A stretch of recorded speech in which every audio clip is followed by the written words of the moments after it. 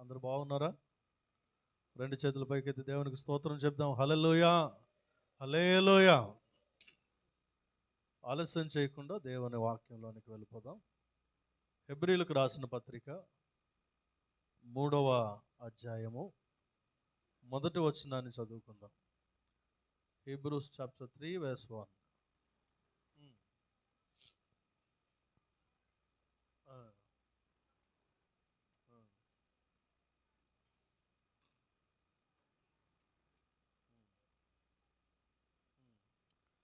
దేవునికి స్తోత్రం.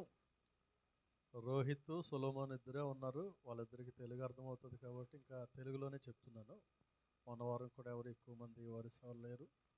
మిట్టి వాళ్ళ ఫ్యామిలీ ఒరిస్సా వెళ్ళారు కాబట్టి శ్రద్ధగా దేవుని వాక్యాన్ని మనసు పెట్టాలని ప్రభు పేరట మనవి చేస్తున్నాను. అపోస్తులైన పౌలు గారు రాసినటువంటి హెబ్రీలకు రాసిన పత్రిక 3వ అధ్యాయం మొదటి వచనంలో ఇక్కడ ఏమని చెప్తున్నాడంటే, ఇందువలన పరలోక సంబంధమైన పిలుపులో పాలి పొందిన పరిశుద్ధ సహోదరులారా, అంటే మనందరము కూడా పరిశుద్ధ సహోదరులారా అంటే దేవుని యొక్క పరలోక సంబంధమైన పిలుపు, heavenly calling, it is for universal.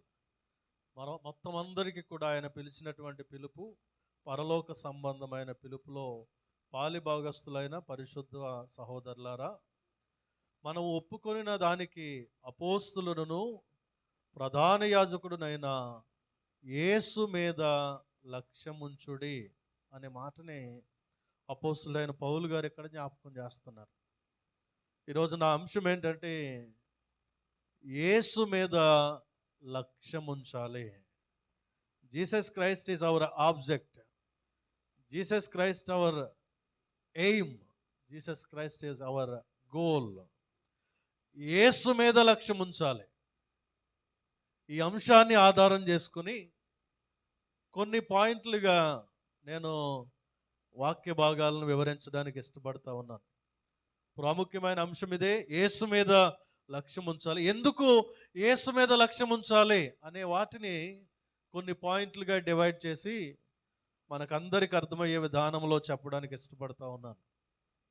దేవుని చిత్తమైతే ఈ వారం పూర్తయిపోతే పర్వాలేదు, లేకపోతే ఇదే వర్తమానాన్ని కంటిన్యూస్గా వచ్చే వారం కూడా కొనసాగించడానికి ఇష్టపడుతున్నాను. జాగ్రత్తగా మన మనసులో దేవుని వాక్యం మీద ఉంచాలని ప్రభు పేరట మనం చేస్తా ఉన్నాను. యేసు మీద లక్ష్యం ఉంచండి. మనం వేటి మీద లక్ష్యం ఉంచుతూ ఉన్నాం? ఈరోజు క్రైస్తవులుగా పిలువబడుతున్నటువంటి మన యొక్క గురి, మన యొక్క లక్ష్యము దేని మీద ఉంది?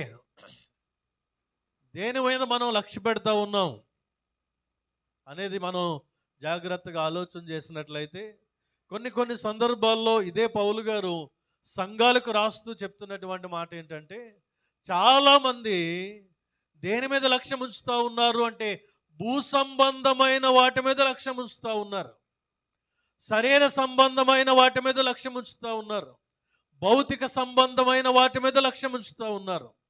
ఈరోజు ఆయన సన్నిధిలో ఉన్న, ఆయన మాటలు వింటున్న ప్రభువునందు ప్రియమైన సహోదరి సహోదరులారా, మిమ్మల్ని దేవుడు ప్రశ్నిస్తూ ఉన్నాడు. నువ్వు రక్షించబడ్డావు, దేవుని సన్నిధికి వస్తూ ఉన్నావు, ప్రార్థిస్తూ ఉన్నావు, వాక్యాన్ని ఎరుగుతూ ఉన్నావు. అయితే నీ లక్ష్యము దేని మీద? నీ గురి దేని మీద ఉంది? దేని కొరకు ప్రయాసపడుతున్నావు? దేని కొరకు ప్రయత్నం చేస్తున్నావు? దేనిని వెంబడిస్తున్నావు? దేన్ని చేరుకోవాలని ఆశిస్తూ ఉన్నావు? ఈ కోణంలో మనం ఆలోచన చేసినప్పుడు ఎక్కువ శాతం క్రైస్తవుల్లో కూడా, అన్యులను పక్కన పెడితే రక్షించబడినటువంటి క్రైస్తవుల్లో కూడా 70% మంది భూ సంబంధమైన వాటి మీదే లక్ష్యం ఉంచుతూ ఉన్నారంట. భౌతిక సంబంధమైన వాటి మీద, శరీర సంబంధమైన వాటి కొరకే ప్రయాసపడుతూ ఉన్నారు, పరుగులెడుతూ ఉన్నారు. వారి యొక్క లక్ష్యము, వారి గురి కూడా ఈ లోక సంబంధమైనవే కలిగి ఉండడం చాలా బాధాకరమైన విషయం.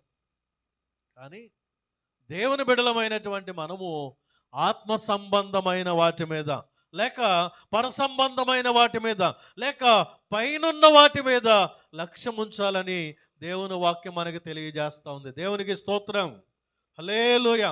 ఎందుకంటే సర్వసాధారణంగా బైబిల్ని చాలా వాక్య సందేశాలు విన్నటువంటి మనం ఒక్క మాటలో చెప్పాల్సింది ఏంటంటే, ఈ లోకములో ఉన్నవన్నీ గతించిపోవును, దేవుని వాక్యం మాత్రమే నిరంతరం నిలుచును. దేవునికి స్తోత్రం. మనం వేసుకున్న వస్త్రాలు, మనం కట్టుకున్నటువంటి వస్త్రాలు, మనం సంపాదించిన ధనం, మనం కట్టుకున్న ఇల్లు, సంపాదించిన వాహనాలు, వాటిన్నిటినీ విడిచిపెట్టి వెళ్ళిపోతాం. అవేమి మనతో రావు అనే విషయాన్ని మనం జాగ్రత్తగా అర్థం చేసుకోవాలి. యోబు అంటున్నాడు, తల్లి గర్భం నుండి నేను ఎలా వచ్చాను? తల్లి గర్భం నుండి నేను ఏమైనా తీసుకొచ్చానా? నేను దిగంబరిగా ఎలా అయితే వచ్చాను, వెళ్ళిపోయినప్పుడు కూడా అలా దిగంబరిగానే వెళ్ళిపోతాను, నాతో ఏమీ రావు. కనుక ఏదో వెనకేసుకుందాం, ఏదో సంపాదించుకుందాం, ఏదో సాధించేద్దామని లోక సంబంధమైన వాటి మీద, భూ సంబంధమైన వాటి మీద లక్ష్య పెట్టు కొనకుడని దేవుని వాక్యం తెలియజేస్తూ, పర సంబంధమైన పైనున్న వాటినే వెతకమని, వాటి మీద లక్ష్యముంచమని తెలియజేస్తూ, ముఖ్యంగా యేసు మీద లక్ష్యముంచమని తెలియజేస్తుంది. ఇది ఉపోద్ఘాతం అంశం. దీనిలో మొదటి పాయింట్లోనికి వెళ్దాం. హెబ్రీయులకు రాసిన పత్రిక 12వ అధ్యాయం 2వ వచనం. హెబ్రీయులకు రాసిన పత్రిక 12వ అధ్యాయం 2వ వచనం. మొట్టమొదటి మాటను ఇక్కడ మనం ధ్యానం చేద్దాం.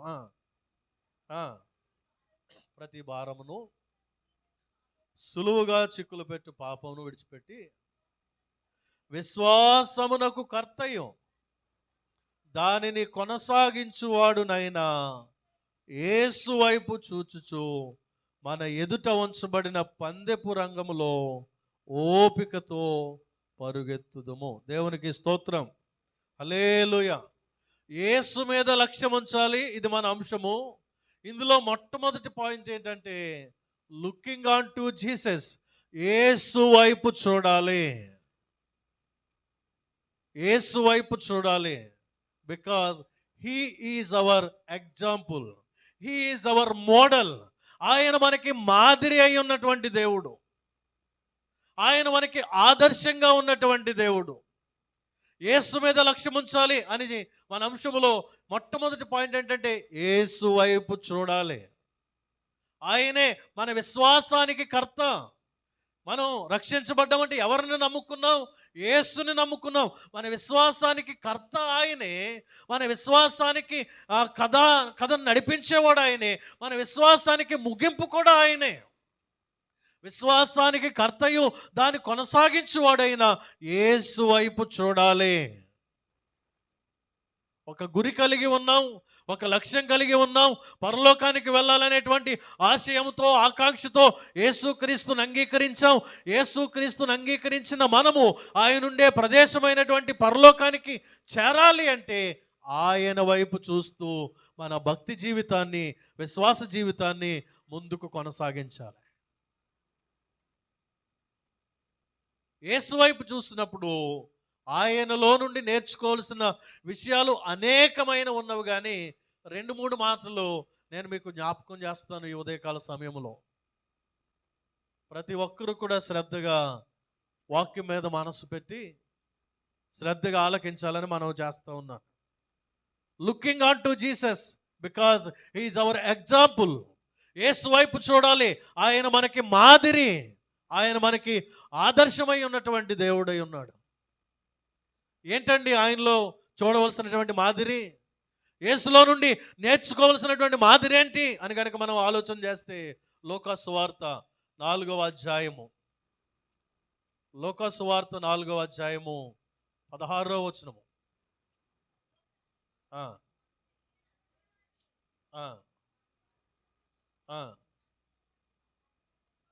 దేవునికి స్తోత్రం. హల్లెలూయా. అక్కడ రాయబడిన మాట ఏంటంటే, విశ్రాంతి దినమున ఆయన వాడుక చొప్పున ఎక్కడికి వెళ్ళాడంట? సమాజ మందిరమునకు వెళ్ళి. దేవునికి స్తోత్రం. ఆ రోజుల్లో చర్చెస్ లేవు, సినగోగ్స్ ఉండేవి. సినగోగ్స్ అంటే ఈ సమాజ మందిరాలు. ఆ రోజుల్లో వారు యూదులు కనుక విశ్రాంతి దినాన్ని ఆచరించేవారు. కనుక ఆయన విశ్రాంతి దినమున ఎక్కడికి వెళ్తా ఉన్నాడు అంటే, వాడుక చొప్పున అలవాటుగా ఆయన ఎక్కడికి వెళ్తున్నాడు అంటే, సమాజ మందిరానికి వెళ్తున్నాడు. Looking on to Jesus because is our example. ఆయన మందిరానికి వెళ్తున్నటువంటి జీవితాన్ని మనం అక్కడ చూస్తూ ఉన్నాం. ఈరోజు మన విశ్రాంతి దినం ఆదివారం, దేవుణ్ణి ఆరాధించుకునే దినం ఆదివారం కనుక ఆయనను మనం చూసినప్పుడు ఆయనలో నుండి మనం ఏం నేర్చుకోవాలి అంటే దేవుని మందిరానికి ఆదివారం ఆయన సన్నిధికి వెళ్ళడం మనం నేర్చుకోవాలి. Because he's our example. ఆయన మనకి మాదిరి చూపిస్తున్నాడు. ఇదిగో వాడుక చొప్పున. ఆ రోజుల్లో మనకు బైబిల్ లేదు, గ్రంథపు చుట్టలు ఉండేవి. యెషయా గ్రంథం, ఆ గ్రంథపు చుట్టను పట్టుకుని ఆయన వెళ్ళాడు, సమాజ మందిరంలో నిలబడ్డాడు, ఆ యెషయా గ్రంథపు చుట్టను విప్పి చదువుతూ ఉన్నాడు. దేవునికి స్తోత్రం. ఇందులో నుండి మనకు నేర్పించే మాట ఏంటంటే యేసు క్రీస్తుని అంగీకరించిన మనం, క్రైస్తవులుగా పిలువబడుతున్న మనం క్రీస్తుని పోలి నడుచుకోవలసిన వారమై ఉన్నాము కనుక ఆయన ఎలా నడుచుకున్నాడు అంటే విశ్రాంతి దినమున ఆయన మందిరమునకు వెళ్ళెను. మనం కొన్ని వారాలు మానేస్తూ ఉన్నాం. అది కాదు, యేసు మనకిచ్చే మాదిరి ఏంటంటే వాడుక చొప్పున, అలవాటు ప్రకారం, క్రమముగా డైలీ ఆయన దేవుని మందిరానికి వెళ్తూ ఉండేవాడు. ఇప్పుడు దేవుని బిడ్డలారా, చాలా జ్ఞానులైనటువంటి విశ్వాసులు, అతి తెలివి కలిగినటువంటి విశ్వాసులు చక్కగా చెప్పేటువంటి మాట ఏంటంటే, పాస్టర్ గారు 84వ కీర్తన 10వ వచనంలో నీ ఆవరణంలో ఒక దినము గడుపుట 1000 దినముల కంటే శ్రేష్టం కదా, కాబట్టి ఒక వారం వెళ్తే 1000 దినాలు వెళ్ళకపోయినా పర్లేదు కదా అని చెప్పేటువంటి జ్ఞానులు, ప్రబుద్ధులు చాలామంది ఉన్నారు. దేవునికి స్తోత్రం. అక్కడ చెప్పబడిన విధానం దేని కొరకంటే 1000 రోజులు నువ్వు బయట సంపాదించిన దాని ద్వారా వచ్చేటువంటి లాభము కంటే 1000 దినములు నువ్వు ప్రయాసపడి ఏదైతే సమకూర్చుకున్నావో దానికంటే దేవుని సన్నిధిలో ఒక్క దినము గడుపుట వల్ల వచ్చేటువంటి ఆశీర్వాదము దానికంటే శ్రేష్టమైనది అనే విషయాన్ని కోరహు కుమారులు చెప్పడానికి ఇష్టపడుతున్నారు. హల్లెలూయా. అంటే 1000 సంవత్సరాలు అంటే 1000 దినాలంటే 3 సంవత్సరాలు. 3 సంవత్సరాలు నువ్వు ప్రయాసపడిన దానికంటే ఒక్క దినము హృదయపూర్వకముగా దేవుని సన్నిధిలో నువ్వు గడిపితే వచ్చేటువంటి ఆశీర్వాదము చాలా శ్రేష్టమైంది. దేవునికి స్తోత్రం. హల్లెలూయా. యేసు మీద లక్ష్యం ఉంచాలి, ఆయనలో నుండి మనం నేర్చుకోవాలి. మొట్టమొదటి మాట ఏంటంటే ఆయన విశ్రాంతి దినమున మందిరమునకు వెళ్ళెను. మనం ఆయన వైపు చూస్తూ ఆయన దగ్గర నేర్చుకోవాలి. ఆదివారం మాండానికి వెళ్ళలేదు. ప్రాముఖ్యంగా ఇంకా లేవలేని స్థితిలో బాగా బలహీనమైపోయి ఒకరు సహాయం లేకుండా లేవలేని స్థితిలో మంచం మీద ఉంటే తప్ప ఆదివారం ఆరాధన మానడానికి ఇష్టపడదు. ఒక క్రైస్తవుడు, రక్షించబడిన విశ్వాసి దేవుని ఆరాధన మానడానికి ఇష్టపడకూడదు. ఎప్పుడైతే అంత సమర్పణ కలిగినటువంటి భక్తిని నువ్వు దేవుని ఎదుట కనపరుస్తావో దానికి తగ్గట్టు దేవుని ఆశీర్వాదాలు దేవుడు నీ కుటుంబ జీవితంలో అనుగ్రహిస్తాడు.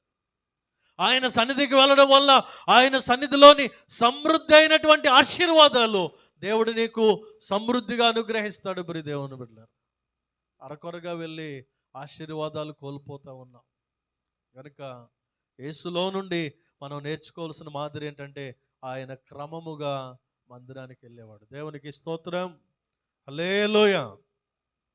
మార్కు సువార్త 1వ అధ్యాయం 35వ వచనం. ఆయన పెందల కడనే లేచి ఇంకా చాలా చీకటి ఉండగానే అరణ్య ప్రదేశమునకు వెళ్ళి అక్కడ ప్రార్థన చేయుచుండెను. దేవునికి స్తోత్రం. హల్లెలూయా. ఆయన అరణ్య ప్రదేశానికి, అక్కడ రాయబడిన మాట పెందల కడనే లేచి. ప్రభునందు ప్రియమైన దేవుని సంగమా, క్రైస్తవ భక్తి జీవితంలో ఉదయకాల ప్రార్థన చాలా చాలా ప్రాముఖ్యమైనది. ఇంకనూ చీకటి ఉండగానే ప్రశాంతమైనటువంటి వాతావరణం, 4 గంటల నుండి 5 గంటలు, 5 గంటల నుండి 6 గంటలు, ఏ శబ్దం వినపడకుండా అందరూ నిద్రలో ఉండేటువంటి సమయం. ఆ వేకువ జామున మనం దేవుని సన్నిధిలో ప్రార్థించడం మొదలు పెడితే అది మన కుటుంబాలకు, మన ఆత్మీయ జీవితాలకు ఎంతో దీవెనకరం. దేవునికి స్తోత్రం. అది మన యేసయ్య ఆచరించి చూపించాడు. 9వ అధ్యాయంలో కూడా చూడండి. 9వ అధ్యాయం, మత్తయి సువార్త 9వ అధ్యాయం 35, 36 వచనాలు.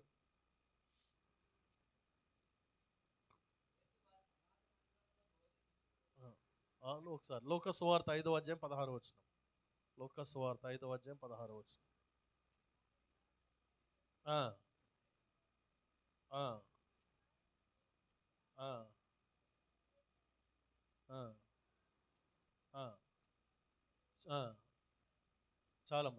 అక్కడ ఆయన ప్రార్థన చేయుటకు అరణ్యములోనికి వెళ్ళుచుండెను. మార్కు సువార్తలోను చూసాం, లోకా సువార్తలోను. అంటే ఆయన ఉదయకాలమున ప్రార్థన చేసేటువంటి దేవుడు. తండ్రికి ప్రార్థన చేసి తన దినచర్యను ప్రారంభిస్తూ ఉండేవాడు. ఇప్పుడు దేవుని బిడ్డలారా, మనలో ఎంతమంది లేచిన వెంటనే ప్రార్థన చేసుకుంటున్నాం? చేతులు ఎత్తాలని నేను కోరట్లేదు, కానీ మన క్రైస్తవ భక్తి జీవితంలో ఉదయకాల ప్రార్థన చాలా ప్రాముఖ్యం. ప్రతి దినాన్ని నీవు దేవునితో ప్రారంభించాలి. లేచిన వెంటనే కిచెన్లోనికి వెళ్ళిపోవడం, లేచిన వెంటనే వాష్రూమ్కి వెళ్ళిపోవడం, లేచిన వెంటనే చీపురు పట్టుకోవడం, లేచిన వెంటనే వంటకాలు పట్టుకోవడం కాదు. లేచిన వెంటనే యేసయ్య పాదాలు పట్టుకోవాలి. దేవునికి స్తోత్రం. యేసయ్య పాదాలు పట్టుకోవాలి. ప్రభువా, రాత్రంతా సుఖమైన నిద్రనిచ్చావు నాయన, మరి ఒక నూతన దినాన్ని మా జీవితంలో నీవు అనుగ్రహించినందుకు వందనాలు ప్రభువా. ఈ దినమంతా కూడా మా ఉద్యోగాల్లో, వ్యాపారాల్లో, పనుల్లో, ప్రయాణాల్లో, ఇంటి పనుల్లో, వంట పనుల్లో, అన్ని విషయాల్లో మీరు మాకు తోడుగా ఉండండి నాయన అని దేవుని ఎదుట ఉదయకాల ప్రార్థన చేసి నువ్వు బయటకు రావాలి. దేవునికి స్తోత్రం.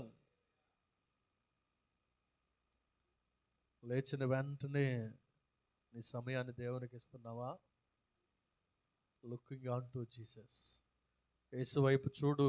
ఆయన ఇంకా పెందలు కడని లేచి ఇంకా చీకటి ఉండగానే ప్రార్థన చేస్తూ ఉన్నాడు. ప్రియ దేవుని, యేసుక్రీస్తు గొప్ప ప్రార్థనాపరుడు. మనం ఆయనలో నుండి ఆ ప్రార్థనను నేర్చుకోవాలి. విజ్ఞాపన ప్రార్థన ఆయనే చేశాడు, కన్నీటి ప్రార్థన ఆయనే చేశాడు, ఉదయకాల ప్రార్థన ఆయనే చేశాడు, ఆల్ నైట్ ప్రార్థన కూడా ఆయనే చేశాడు. లోకా సువార్త 6:12 మనం చూస్తాం, ఆయన ప్రార్థించుట యందు రాత్రంతయు గడిపెను అని రాయబడి ఉంటుంది. దేవుని బిడ్డలారా, యేసు మీద లక్ష్యం ఉంచాలి. ఆయనలో నుండి మనం నేర్చుకోవాల్సిన రెండవ లక్షణం ఏంటంటే ప్రార్థన. ఈరోజు చాలా కుటుంబాల్లో, ఈరోజు చాలామంది విశ్వాసుల జీవితాల్లో కొదువుగా, కొరతగా ఉన్నటువంటి లక్షణం ఏంటనంటే ప్రార్థనే. అన్నింటికి సమయం ఉంటుంది మనకి. ఎదుటివారితో మాట్లాడడానికి సమయం ఉంటుంది, సెల్ ఫోన్తో గడపడానికి సమయం ఉంటుంది, టీవీల దగ్గర కూర్చోవడానికి సమయం ఉంటుంది, నలుగురితో కూర్చొని ముసలమ్మ ముచ్చట్లు పెట్టడానికి సమయం ఉంటుంది, కానీ ప్రార్థించడానికి నీకు సమయం ఉండట్లేదు ఈ రోజున. కానీ ప్రార్థన ఎంత ప్రాముఖ్యమైందంటే ఆయన యొక్క రాకడలో ఆయన ఎదుట నిలవబెట్టడానికి మనలను శక్తిమంతులుగా చేసేది ప్రార్థన మాత్రమే. దేవునికి స్తోత్రం. హల్లెలూయా. నీలో ప్రార్థన లేకపోతే ఆయన రాకడలో నువ్వు నిలబడలేవు. ప్రియ దేవుని బిడ్డ, prayerful Christian is a powerful Christian, prayerless Christian is a powerless Christian. ప్రార్థన కలిగిన క్రైస్తవుడు శక్తిమంతుడైనటువంటి క్రైస్తవుడు, ప్రార్థన లేని క్రైస్తవుడు బలహీనుడైనటువంటి క్రైస్తవుడు. శుక్రవారం నేను జ్ఞాపకం చేశాను, గత 2 శుక్రవారాల నుంచి శోధనల గురించి మాట్లాడుతూ పాటలు పాడేవాడి దగ్గరికి సాతానుడు వస్తాడు, ఆరాధించేవాడి దగ్గరికి సాతానుడు వస్తాడు, గొప్పగా ప్రసంగాలు చేసేవాడి దగ్గరికి కూడా సాతానుడు వస్తాడు. కానీ ఎవరి దగ్గరికి రాడు అంటే ప్రార్థించేవాడి దగ్గరికి సాతానుడు రాడు, రాలేడు. దేవునికి స్తోత్రం. ఎవరైతే మోకరించి ప్రార్థిస్తూ ఉన్నారో వారి దగ్గరికి రావడానికి సాతానుడు గడగడా వణికిపోతాడు. ప్రియ దేవుని బిడ్డలారా, అంత గొప్ప శక్తి కేవలము ప్రార్థనలోనే ఉంది. కనుక ఆ ప్రార్థన మన పరిస్థితులను మారుస్తుంది. ఆ ప్రార్థన మన కుటుంబ అవసరతలను తీరుస్తుంది. ఆ ప్రార్థన దేవునితో చక్కటి సహవాసాన్ని మనకి ఏర్పరుస్తుంది. దేవునికి స్తోత్రం. హల్లెలూయా. ఎప్పుడు ఇద్దరి మధ్య బంధం బలపడుతుంది? ఎప్పుడు ఇద్దరి మధ్య బంధం బలపడుతుంది? ఎప్పుడు? నెలకొకసారి, లేకపోతే 6 నెలలకు ఒకసారి హలో బాగున్నారా, సంవత్సరానికి ఒకసారి అనుకుంటే బలపడుతుందా? రోజు మాట్లాడుకుంటే బలపడుతుందా? రోజు మాట్లాడుకుంటున్నాం అనుకోండి, మన ఇష్టాలు ఏంటో, మన కష్టాలు ఏంటో, మన బాధలు ఏంటో అన్నీ రోజు మాట్లాడుకుని, అయ్యో ఈరోజు ఎలా జరిగింది, ఈ పూట ఎలా జరిగింది, పొద్దున ఇలా జరిగింది అని అన్ని విషయాలు చెప్పుకుంటే, ఎప్పుడు అంటే రోజు మాట్లాడుతూ ఉన్నప్పుడు. మీ అందరినీ కూర్చోబెట్టి అడిగితే బెస్ట్ ఫ్రెండ్స్ ఉంటారు మనకి, వారితో అన్నీ షేర్ చేసుకుంటాం. నేనంటాను, మనందరికీ ఉండవలసిన బెస్ట్ ఫ్రెండ్ ఎవరంటే యేసయ్య ఉండాలి. దేవునికి స్తోత్రం. మన పరిస్థితులన్నీ, మన అవసరతలన్నీ, మనకు కావలసిన అన్నీ కూడా ఎవరికి చెప్పుకోవాలి మనము అంటే యేసయ్యకు చెప్పుకోవాలి. ఈ ప్రార్థన అనేది రిలేషన్షిప్, ఫెలోషిప్ విత్ గాడ్. దేవునితో ఒక మంచి సంబంధాన్ని ఏర్పరుస్తుంది ఈ ప్రార్థన. మనుషులతో చెప్పుకున్నప్పుడు కొన్నిసార్లు కొన్ని పరిస్థితులు ప్రతికూలంగా వచ్చినప్పుడు వారు మనల్ని అపహాస్యం చేయడానికి ఆ పరిస్థితులు వాడుకుంటారు. వాళ్ళ ఇంట్లో ఇలాగంట, వారి పరిస్థితులు ఇలా ఉన్నాయంట అని మనల్ని అపహాస్యం చేయడానికి వాడుకుంటారు. కానీ మన దేవునికి, యేసయ్యకు మన పరిస్థితులను అప్పగించినప్పుడు ఆయన పరిస్థితులన్నిటినీ కూడా మార్చేటువంటి దేవుడు. హల్లెలూయా. అవసరతలన్నీ తీర్చేటువంటి దేవుడు, ఏదైనా చేయగలిగిన గొప్ప దేవుడు ఆయనే. కనుక ఈ ఉదయకాల సమయంలో ప్రభునందు ప్రియమైన దేవుని సంగమా, మీ అందరికీ చెప్తున్న మాట ఏంటంటే యేసు వైపు చూడాలి అని చెప్తున్నాను. ఆయనలో నుండి ప్రార్థన అనేటువంటి లక్షణాన్ని మనలో అలవరుచుకోవాలి. ఎంతకాలం అయింది నీ ఇంటిలో కన్నీటి ప్రార్థన చేసి? ఎంతకాలమైంది నీవు దేవుని సన్నిధిలో రోధించి? ఎంతకాలమైంది దేవుని సన్నిధిలో అంగలార్చి? అదేంటండి పాస్టర్ గారు, అన్ని సమృద్ధిగా ఉన్నాయి, ఏ లోటు లేదండి, నాకు ఎందుకు అంగలార్చాలి, ఎందుకు కన్నీరు కార్చాలి, ఎందుకు ఏడవాలి పాస్టర్ గారు, ఐ హ్యావ్ ఎవ్రీథింగ్ అని అనుకోవచ్చు. కానీ దేవుడు మనకిచ్చినటువంటి ఒక బాధ్యత, ఒక భారం ఏంటంటే మనుషులందరి కొరకు ప్రార్థనలను, విజ్ఞాపనలను, యాచనలను చేయవలను. దేవునికి స్తోత్రం. హల్లెలూయా. నువ్వు రక్షించబడ్డావు, మంచిదే. నీ కుటుంబంలో ఎంతమంది రక్షించబడ్డారు? కుటుంబం అంతా రక్షించబడ్డదైతే ఇంకా మంచిదే. మరి నీ ఇంటి పక్క వారు, నీ వీధిలో వారు, నీ ఇరుగు పొరుగు వారు, ఇంకా ఎవరైనా రక్షణలో లేకపోతే వారి కొరకు కూడా మనం ప్రార్థన చేయాలి. యేసయ్య ఏం అవసరం ఆయనకి? ఉదయకాలం వెళ్ళి ఆయన దేని కొరకు ప్రార్థించేవాడు అంటే, ఆ ఉదయకాల ప్రార్థనతో పాటు గెత్సెమనే తోటలో ఆయన చేసిన ఆ కన్నీటి, చెమట చుక్క కన్నీటి, ఆ రక్తపు చుక్క వలె మారినటువంటి ఆ ప్రార్థన వరకు కూడా ఆయన చేసిన ప్రార్థనలన్నీ నశించిపోతున్న ఆత్మల కొరకే. దేవునికి స్తోత్రం. హల్లెలూయా. ఆ బాధ్యత మనకు అప్పగించాడు ఆయన. మీరేం చేయాలంటే, మీరు సంపూర్ణమైన భక్తియు మాన్యతయు కలిగి నెమ్మదిగాను సుఖముగాను బ్రతుకు నిమిత్తము అధికారుల కొరకును, రాజుల కొరకును, మనుషులందరి కొరకును ప్రార్థనలను, విజ్ఞాపనలను, యాచనలను చేయవలను. ఇది మంచిదియు దేవుని దృష్టికి అనుకూలమైనదే అన్నది. హల్లెలూయా, హల్లెలూయా. దేవుని దృష్టికి మంచి ప్రార్థన, దేవుని దృష్టికి అనుకూలమైన ప్రార్థన ఏంటంటే ఇతరుల కోసం మనం ప్రార్థన చేయడం. ఎంతసేపు నన్ను దీవించు, నా బిడ్డలనే దీవించు, నా బిడ్డలకే ఉద్యోగాలు, నా బిడ్డలకే మంచి స్తోమతి, నా బిడ్డలకే ఉన్నతమైన స్థితిని ప్రభువా, మేమే దీవించబడాలి, మేమే ఆశీర్వదించబడాలి, ఎవరేమైతే మాకెందుకు. ఇది స్వార్థంతో కూడిన ప్రార్థన. చేయొచ్చు కానీ ఎక్కువసార్లు చేయకూడదు. మనం ఇతరుల కోసం ప్రార్థన చేస్తానంట, ఇదిగో ప్రభువా ఆ సంఘములో పలానా ఆమె బలహీనంగా ఉంది, పలానా అతను బలహీనంగా ఉన్నాడు, వారు ఆర్థిక ఇబ్బందుల్లో ఉన్నారు, వారు కుటుంబంలో సమస్యలు ఉన్నాయి అని వారి కొరకు మనం ప్రార్థన చేస్తున్నప్పుడు, ఇతరుల అనారోగ్యాల కొరకు ప్రార్థన చేస్తున్నప్పుడు నీలో ఉన్న అనారోగ్యాన్ని దేవుడు స్వస్థపరుస్తాడంట. ఇతరుల ఆర్థిక ఇబ్బందుల కొరకు ప్రార్థన చేస్తున్నప్పుడు నీ కుటుంబంలో ఉన్న ఆర్థిక ఇబ్బందులను దేవుడు సరిచేస్తాడంట. ఇతరుల కుటుంబాల్లో ఉన్న సమస్యల కొరకు ప్రార్థిస్తున్నప్పుడు నీ కుటుంబంలో ఉన్న సమస్యలను దేవుడు సమాధానపరుస్తాడంట. అందుకే ఏమంటున్నాడంటే, మీరు నెమ్మదిగాను సుఖముగాను బ్రతుకు నిమిత్తం, నెమ్మదిగా సుఖముగా బ్రతకాలంటే ఇతరుల కోసం ప్రార్థన చేయాలి. హల్లెలూయా, హల్లెలూయా. యేసుక్రీస్తు చేసినటువంటి ప్రార్థన స్పష్టంగా మనకు తెలియాలంటే ఇంటికి వెళ్ళిన తర్వాత యోహాను సువార్త 17వ అధ్యాయం అంతా చదవండి. యేసుక్రీస్తు చేసినటువంటి ప్రార్థన, ఆయన ఏమని చెప్తారు, ఇదిగో ప్రభువా నీవు నాకు ఇచ్చిన వీళ్ళందరినీ దీవించండి, శిష్యులందరినీ దీవించండి, విశ్వాసులందరినీ దీవించండి అని వారందరి కొరకు, ఆయనతో ఉన్న వారందరి కొరకు చేసినటువంటి ప్రార్థనది.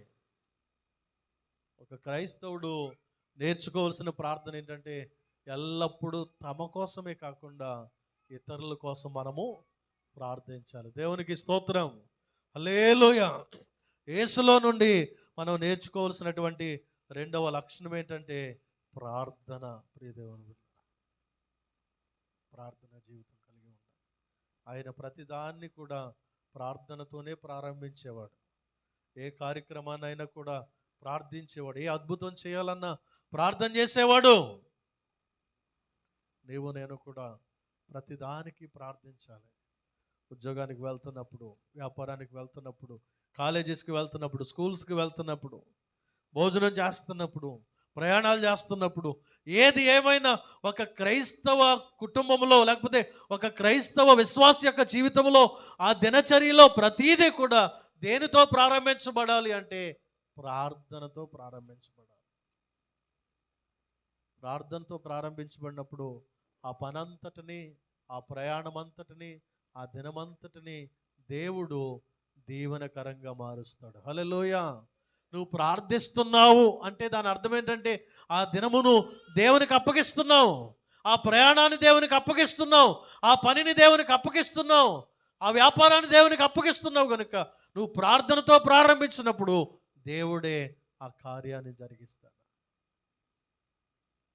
ఆయన ప్రార్థన ఆలకించే దేవుడు, ప్రార్థనకు జవాబిచ్చేటువంటి దేవుడు, అడగండి నేను ఇస్తాను అని వాగ్దానం చేస్తున్నటువంటి దేవుడు. కనుక మన యొక్క ఆత్మీయ జీవితంలో, భక్తి జీవితంలో మనము ప్రార్థన కలిగి ఉండాలి. మూడో మాట మనం చూద్దాం. 1 పేతురు 2వ అధ్యాయము 21వ వచనం. 1 పేతురు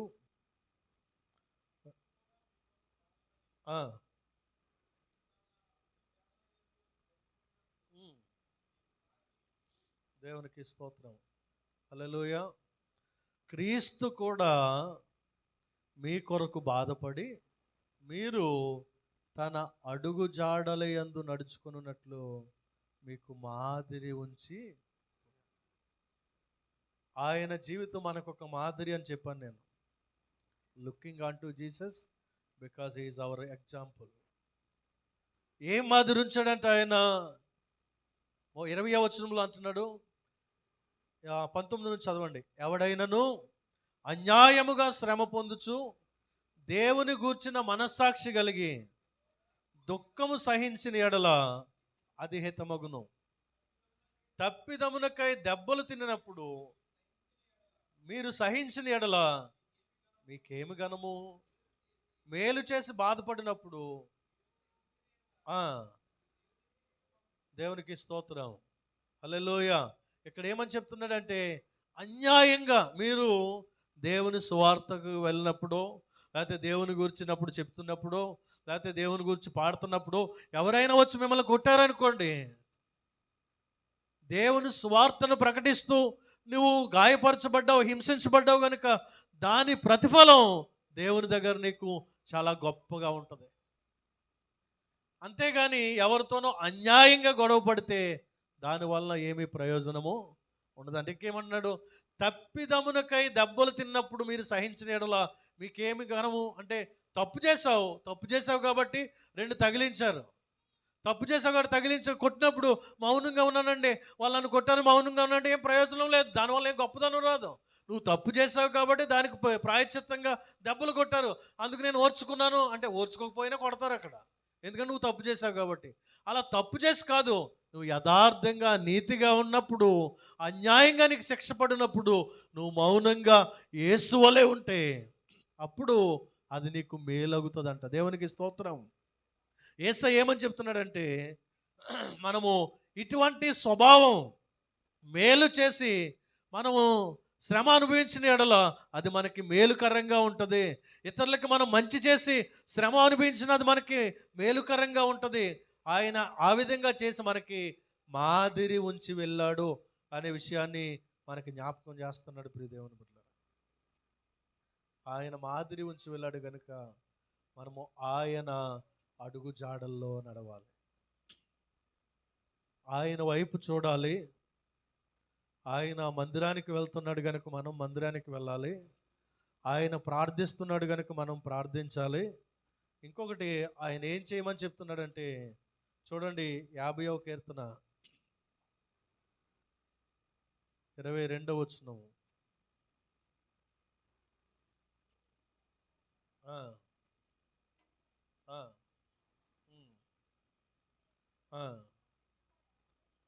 దేవునికి స్తోత్రం.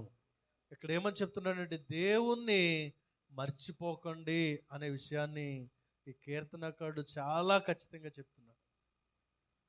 దేవుణ్ణి మర్చిపోవద్దు, మనం ఆయన వైపు మాత్రమే చూడాలి, ఆయన వైపు మాత్రమే చూడాలి. ఆయన మర్చిపోతే కనుక ఏం జరుగుతుంది అంటున్నాడంటే, నేను మిమ్మును చీల్చి వేస్తాను, తప్పించేవాడు ఎవడు కూడా లేకపోవును.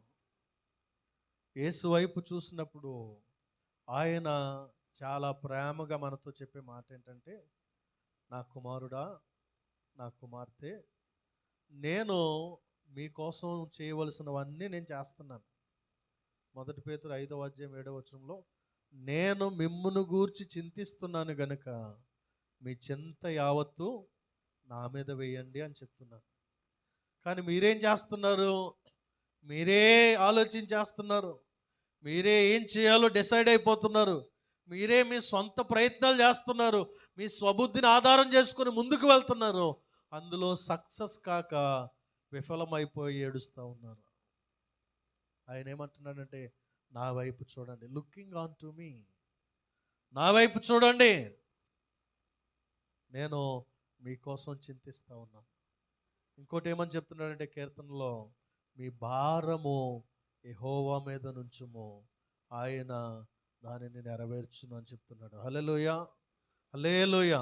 సామెతల గ్రంథం 16వ అధ్యాయం 3వ వచనంలో, మీ పనుల భారము యెహోవా మీద నుంచుము, అప్పుడు ఆయన నీ ఉద్దేశములు సఫలపరచును. మన ఉద్దేశాలన్నీ సఫలపరిచే దేవుడు, మన పనులన్నీ సఫలం చేసేటువంటి దేవుడు, మన ప్రయత్నాలన్నీ కూడా సఫలం చేసేటువంటి దేవుడు. ఆయన వైపు మనం చూడాలి, మనుషుల వైపు చూడొద్దు. మనుషులు కొన్నిసార్లు సహాయం చేస్తారు, కొన్నిసార్లు సహాయం చేయరు. అధికారుల వైపు చూడొద్దు. రాజులను నమ్ముకొనుట కంటే, మనుషులను నమ్ముకొనుట కంటే యెహోవాను ఆశ్రయించుట మేలు. యెహోవాని, దేవుణ్ణి ఆశ్రయించాలి.